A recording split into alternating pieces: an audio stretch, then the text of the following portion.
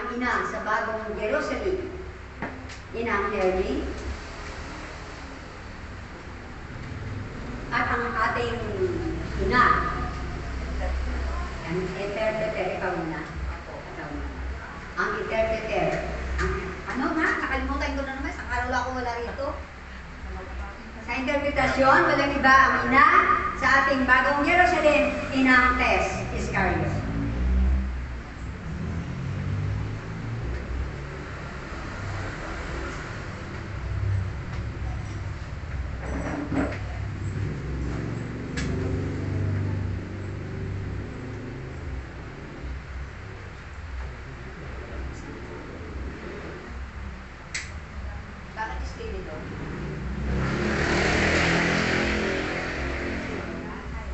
Sumayin niyo ang kapayapaan. Magpatian ng kapayapaan sa Israel. With you, peace. Maraming salamat, aking Ama. Ang bawat isa ay pinagpala ng Diyos sa araw-araw ninyong pamumuhay. Dahil batid ninyo na sa pamamagitan ng inyong mga pagsunod, tapat at tunay, buong puso, kailanman na hindi kayo mabibigyan. Nasa piling na kayo ng Diyos, aking mga anak. Kung kaya't, huwag ninyong hangarin na kayo ay tumalikod pa. Manatili kayo sa piling niya. Nang sa ganon, manatili din na maging matibay ang inyong pananalig at pagtitiwala. Ikita ninyong mga pananampalataya ay titibay ito sa pamamagitan ng kanyang mga aral. Aral ng usa, ito ang nagpapalabas ng inyong mga espiritu at kaluluwa. Lumilinis sa inyong buong katawan. Ito ang nagbibigay pag-asa. Ito ang nagbibigay kagalakan, kaligayahan. Ito ang nagbibigay karunungan, kasiglahan sa bawat buhay. Malao na kayo na aking pinagmamasdan. Magmula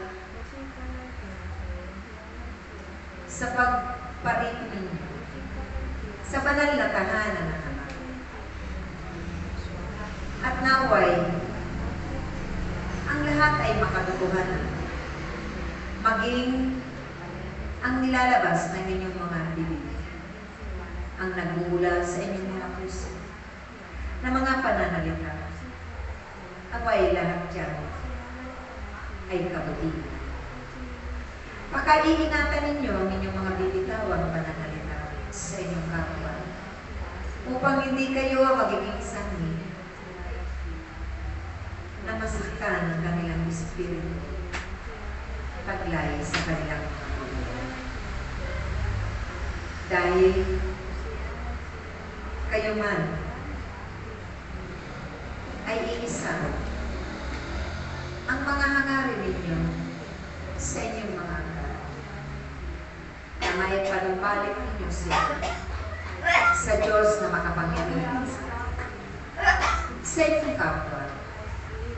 Kung kaya't panatilihin ninyo ang pag-ibig at kababaan ko, ang aking mga bunga na mahalaga, na may isa pabuhay ito na naaayon sa kalooban ng Diyos. Kalooban ng pagpapakababa, kalooban ng katapatan.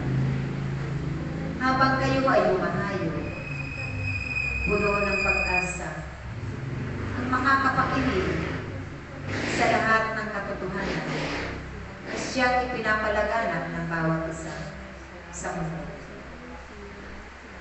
Aral ng Diyos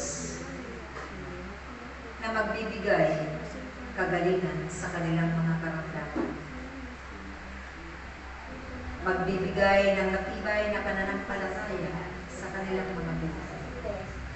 Kung kaya huwag ninyong sasayangin ang mga ginugugol ninyong oras sa panahon, na ito'y mabaliwala sa takdang panahon. Maging tapat kayo lagi sa inyong paglilingkod. Ang tunay, ang pagmamahal sa inyong kapwa. Huwag ninyong kalabisan ang mga bagay na makamundo. Ang lagi ninyong paghahandaan ay ang mga bagay na makalangit. Upang kung dumating man sa inyong buhay ng Diyos, tunay na kayo ay patungo doon sa ganap na buhay at kasesya, buhay na walang hanggan sa piling ng Diyos. Kaya't aking mga anak, lagi kaming nagtatagubilin at nagpapaalala sa bawat nakikinig sa aming mga tinig, upang ang mga bagay na ito ay hindi ninyo makakaligtaan ni minsan sa inyong mga buhay. Ipagpatuloy ninyo gawin ito sa pamumuhay ang inyong mga natutunan ng mga araw, upang kayo man ang mga liwanag na nilang nagpapakita.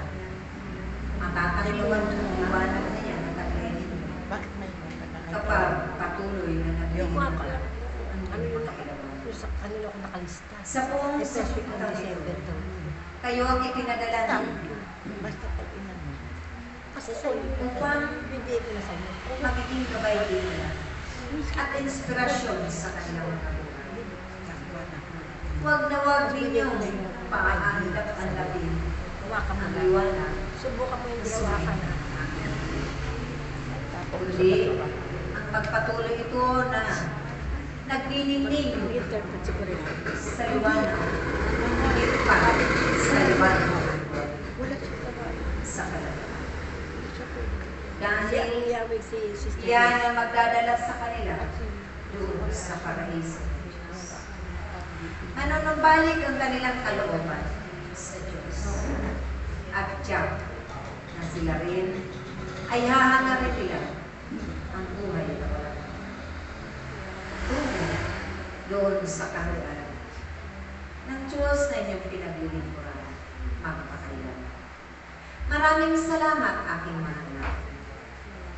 Ipagpatuloy ninyo ang inyong simulang mabubuting bagay. Gawin ang may kaakibat na kababaang loob. Ano ng pag-ibig at tagalakad sa puso. Puno ng kasyahan at walang halong pag-aalilangan aking. Sumayin niyo ulit ang basbas ng Panginoon sa ngalan ng Ama, ng Anak, at ng Espiritu Santo. Gracia.